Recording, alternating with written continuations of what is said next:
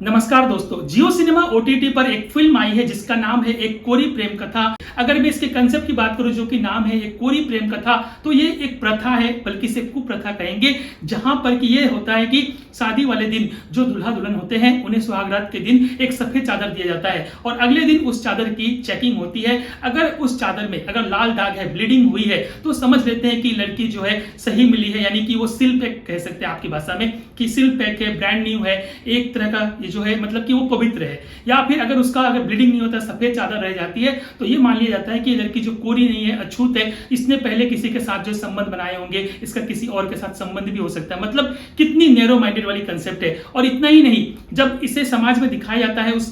सफेद चादर को, तो इसके बाद जो है उस पर मुआवजा लगाया जाता है और उसे सजा दिया जाता है कि वो जो है एक गर्म कोयले के अंगारा बिछा दिया जाता है और उस पर उसे चल करके अग्नि परीक्षा दी जाती है। मतलब कि कैसी मतलब ऐसी प्रथा आज भी कहीं ना कहीं चल रही है और सिर्फ भारत में ही नहीं बल्कि दुनिया भर के देश विदेश में भी कहीं ना कहीं ऐसी कुप्रथा चल रही है, जिस पर कि सरकार ने भी रोक लगाया हुआ है। यह नारी के अस्तित्व पर, सम्मान पर जो है एक सवालिया निशान है और इस तरह की चीजें नहीं होनी चाहिए। तो इसी एक अलग तरह के विषय को लेकर, जागरूक करने वाले विषय को लेकर के फिल्म बनी है एक कोरी प्रेम कथा, जिसकी कहानी यूपी के गांव है लक्ष्मणगढ़, और वहां पर भी ऐसी प्रथा चलती है जहां पर राज बब्बर जो है प्रधान के रूप में है और वो जाकर के जो है एक सभा होती है सुहागरात के बाद, जो दिखाया जाता है वहां पर कि अगर चादर कोरी है तो वो उसे सजा सुनाते हैं। और एक दिन ऐसा होता है कि इन्हीं के घर में इनके बेटे की एक ऐसी बहू आ जाती है जो बहुत ढीठ है, जो बस ड्राइवरी का भी काम करती है और वो ऐसी प्रथा को मानने से इनकार करती है। फिर जो है ड्रामा शुरू होता है, किस तरह से ये प्रथा बंद होती है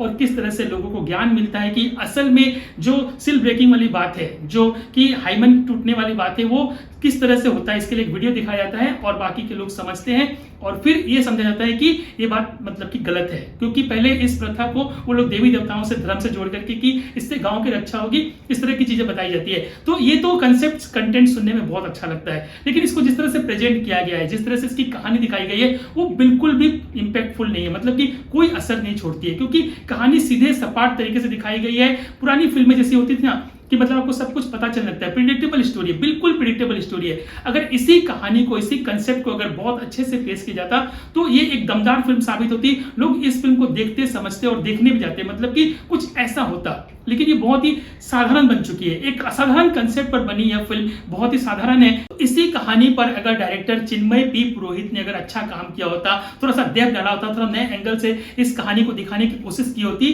तो ये फिल्म अच्छा असर डालती। लेकिन बावजूद इसके इस फिल्म को मैं कहूंगा कि आप लोग एक बार देख सकते हैं, बहुत अच्छी मैसेज है इस फिल्म में। तो इस फिल्म को मैं देता हूं 3.5 आउट ऑफ 5 और मेरी तरफ से यह फिल्म हाईली रिकमेंडेड है। इस फिल्म को कोई भी देख सकता है, इसमें ऐसा वैसा कुछ नहीं है, बल्कि जानकारी को बढ़ाने के लिए और दुनिया में किस तरह से कुप्रथा चल रही है इसको समझने के लिए भी यह फिल्म सभी को देखना चाहिए। खास करके महिलाओं को तो जरूर देखना चाहिए और पुरुष और महिलाओं को भी साथ में समझ करके देखना चाहिए। जहां पर भी ऐसी कुप्रथा है वहां पर यह फिल्म जो है फ्री में लगा देनी चाहिए और बिल्कुल फ्रीली इस फिल्म को दिखाना चाहिए, ताकि वहां के लोग को इस बात की समझ आ चुके कि ये जो ब्रांड न्यू वाली बात है, सिल पैक वाली बात है, ये सिर्फ एक भ्रम है और कुछ। तो दोस्तों, अगर आपको एक कोरी प्रेम कथा फिल्म का रिव्यू अच्छा लगा है तो प्लीज इस वीडियो को लाइक कर दीजिए, शेयर कर दीजिए और चैनल को भी सब्सक्राइब कर दीजिए। मैं मिलता हूं आपसे अगले वीडियो में एक नए कंसेप्ट, कंटेंट, टॉपिक या रिव्यू के साथ में। नमस्कार, जय हिंद, जय भारत।